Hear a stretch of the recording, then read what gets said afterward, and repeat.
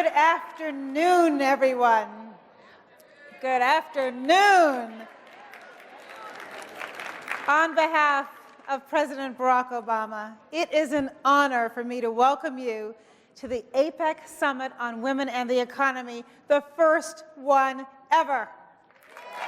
I'm pretty happy about it, right?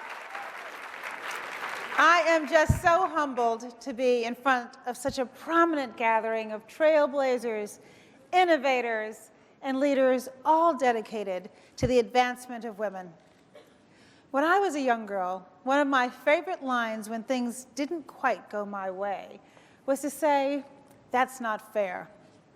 Well, my mother's response was always the same: "Honey, life isn't fair."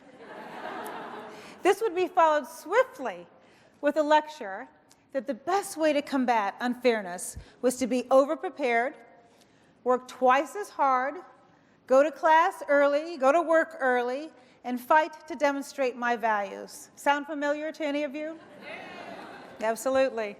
Her theory was that, yes, I would face some uphill battles in life, and I should accept the reality that that was a given.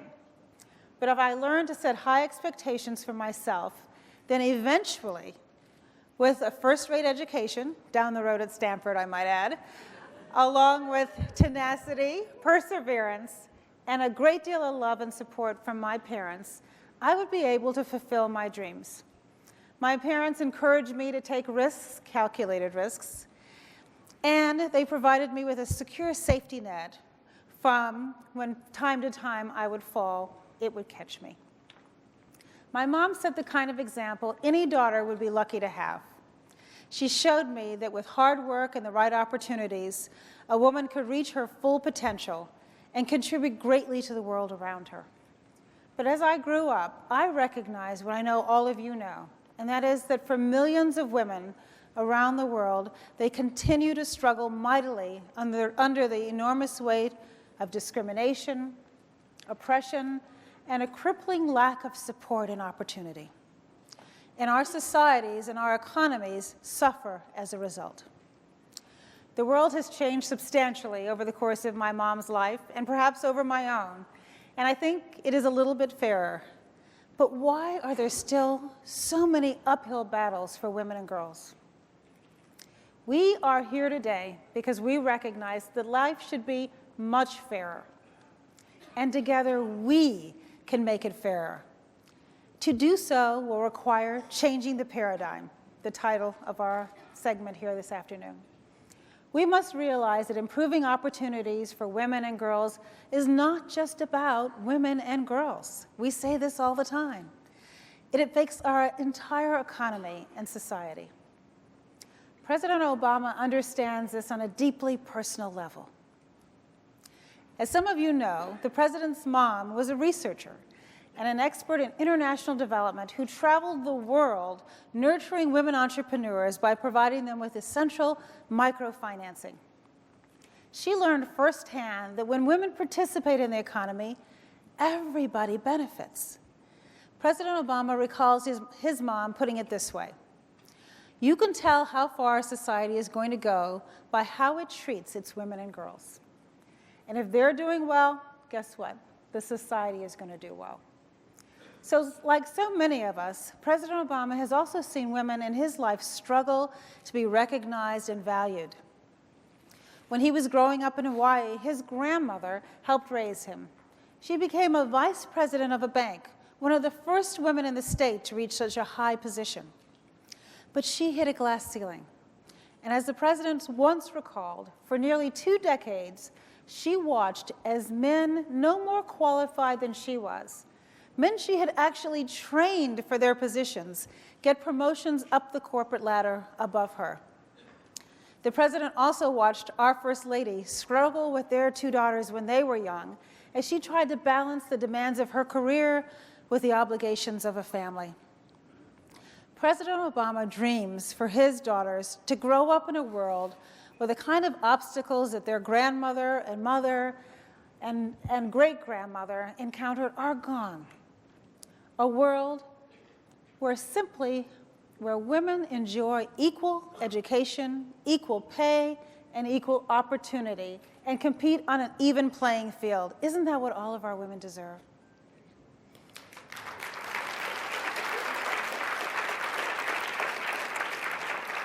And he knows that if all of our daughters could live in a world, that kind of a world, then women and men, families, nations, all would benefit tremendously.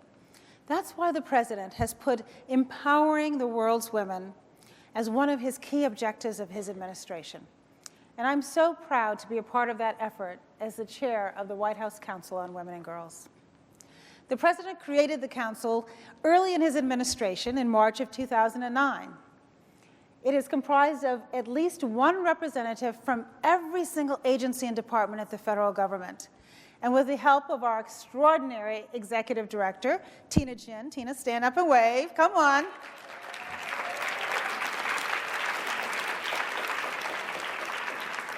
Tina is also the Chief of Staff for the First Lady. So with Tina's efforts, we have already dramatically changed the federal policymaking process. For the first time in America, every agency and every department has a responsibility for asking the question, are women and girls included in the progress that we're making? And if not, how can we assure that they are? President Obama has also worked very closely with Secretary Clinton, who I know is very excited about speaking with you, to make sure that this commitment to women and girls extends beyond the borders of the United States. And as many of you know, Milan Veer, who will also be addressing the summit, is currently serving as the first ever ambassador for global women's issues at the State Department. More recently, the President created the position of Senior Coordinator for Gender Equality and Women's Empowerment at USAID. And currently, Carla Coppell is holding that position. Many studies, including those conducted by the UN and the World Bank, show that including women and girls is not just a better process, but it leads to better outcomes. When women are able to realize their economic potential, workers become more productive, households save more, and children receive not only better nutrition, better health care, and better educations. According to a report issued by Goldman Sachs, closing the gender gap in employment rates would boost American GDP by as much as 9%, Eurozone GDP by 13%, and Japanese GDP by 16%. That's good for business. There's no question that our global society is making progress. Around the world, women now earn more than $10 trillion a year. And that number is expected to grow by another $5 trillion over the next several years. According to the World Bank, women own between 1/4 and 1/3 of all private businesses. And in developing countries, 40 to 50% of all businesses are women-owned. This global trend mirrors the progress we see right here in the United States. In 1970, women made up barely more than 1/3 of the American workforce. That number is nearly half now. Women entrepreneurs have started new firms at twice the rate of women. And today, 7.8 million women-owned businesses generate more than $1.2 trillion in annual revenue. Women in the US are now actually more likely than men to graduate from college and to receive an advanced degree. All this progress has helped to grow our economy. In fact, a McKinsey study on working women in America concluded that since 1970, without women's contributions, GDP would be 3/4 of its current size. Women have made a difference. But despite women's increasing importance, we still trail men in a wide variety of categories. Women continue to underperform in the areas of science and technology and engineering and math, and those skills that will be so vital for the future jobs are lacking. Women make up only 3% of Fortune 500 CEOs. And unbelievably, in America, women still just earn 77% of what men earn. We can and we must do better. The numbers are different for each of the APEC economies, but the underlying story is the same. President Obama has described this story as one of unyielding progress and untapped potential. In purely economic terms, women remain underutilized as a resource, and in more personal terms, they are underrepresented, underappreciated, and underpaid. If we're going to continue to grow our economy, particularly as we emerge from the worst recession since the Great Depression, if we are going to create more jobs, increase family incomes, spur new innovation, and maintain a competitive advantage, then we cannot be satisfied with the progress we have already made. We must remove the barriers that still stand between women and economic success. We must share and highlight the best practices. We must learn from our successes and our failures. And simply put, we have to do better. This past Monday, President Obama sent a bill called the American Jobs Act to Congress. If Congress passes it, it will immediately improve people's lives. For many unemployed Americans, it will be the difference between finding a job and not finding a job. And for those who are employed, it will put more money in their pockets. For businesses, it will remove barriers to growth and create new demand in the marketplace. And it will be vitally important to women. The Jobs Act provides funding to prevent up to 280,000 teachers from losing their jobs due to local cutbacks as a result of pressure on state and local government. This is especially important for women who make up more than 75% of our teachers from kindergarten through the end of high school. In addition, the President's plan would modernize over 35,000 schools across our country where our children are learning each day, ensuring that more of our children go to school with science labs and internet-ready classrooms. The American Jobs Act will also extend unemployment insurance, which would help more than 2.6 million women who would otherwise lose their benefits. And for the first time ever, recipients could use these benefits to form startup companies. And this will help women who have innovative ideas turn those ideas into profitable businesses. The American Jobs Act will give companies incentives to hire long-term unemployed. In our country, 2.8 million women fall into that category for a wide range of issues. And it would create a pathway back to work, programs that would help unemployed Americans upgrade their skills as they look for a job. And as a part of our program to rebuild our nation's infrastructure, it will create new job opportunities for women who want to break into traditionally male-oriented fields such as construction work. The Jobs Act will also support 900,000 women-owned businesses across our country by cutting their payroll taxes in half. And just today, President Obama took administrative action to accelerate payments to small businesses with government contracts from 30 days down to 50 days, because we know that small businesses are going paycheck to paycheck, lifeline to lifeline. This will provide a way of closing that gap and getting the money out the door faster. Finally, the American Jobs Act would give approximately 77.9 million working women a payroll tax cut next year, leaving them with more money to support their families and spend in their communities and help accelerate growth. Of course, these measures are only a part of the commitment that the President has made to women and girls throughout his time in office. He has strengthened a woman's right to sue her employer for equal pay, promoted workplace flexibility and STEM education, and made new government loans and contracts available to women-owned businesses.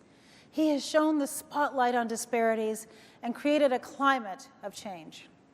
In short, he has made it his priority to help women reach their full economic potential.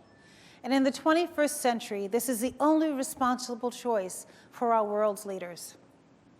Not just because it promotes fairness, back to my comment with my mom, but for women and girls, it will become a catalyst for economic growth, and that's what this summit is all about. Last Thursday, President Obama reminded Congress of all of the people who do not have tremendous wealth or power, but who are working hard each and every day to meet their responsibilities. The question he asked is whether the elected officials who represent those people will meet their responsibilities. In that spirit, President Obama is proud to stand firmly with women who are doing everything they can to contribute to their communities. He's inspired by all of you, those who share his commitment to give women a fairer hand. And I know that some of the women right here in this audience share that passion and excitement. That's why you came here today, entrepreneurs and leaders from all across the APEC region. If we expect to rebuild our economy, women must succeed, for their success is integral to a thriving economy. They're counting on us and they're counting on each other, whether it's government or civic organizations, major corporations, small businesses, the economic engine of our communities, where they're counting us to leave this summit with a clear understanding of the very concrete steps that we'll take individually and collectively to help women and girls unleash their full potential. Women and girls are counting on us to develop new and innovative strategies that lead to real progress. That's why we're here. Because the truth is that while each of our economies is unique, women in the APEC region face common challenges that lend themselves to common solutions, including better and more affordable education, increased access to capital, technical assistance and mentorship for women who are starting or growing businesses, equal opportunity, equal pay. So let's share our best practices from government, from the private sector, from the civil society. Let's learn from each other and let's challenge each other. Let's join together to tackle this head on. Yes, over the next 3 days, let's choose a new path. We can create a new kind of economy, an economy in which the full potential of every individual is unharnessed so that he or she has the chance to improve our world. Last Thursday, when the President spoke to Congress, he spoke about the legacy of Abraham Lincoln, one of our nation's great leaders. Even as President Lincoln struggled to hold our union together, he helped build the Transcontinental Railroad, create the National Academy of Sciences, and establish land-grant colleges. As the President said, in the middle of a civil war, he was a leader who looked to our future. Despite all of the world's challenges which we face today, and we face many, we too have a chance to look towards our future. So let's renew our commitment to strengthening the role of women in our economy. Let's leave this APEC Women in the Economy Summit with renewed optimism and a renewed sense of purpose. Let's pursue strategies that will truly create a fairer society, grow healthy economies, and lead to new levels of regional and global prosperity. And most importantly, let's take action now. Thank you very much.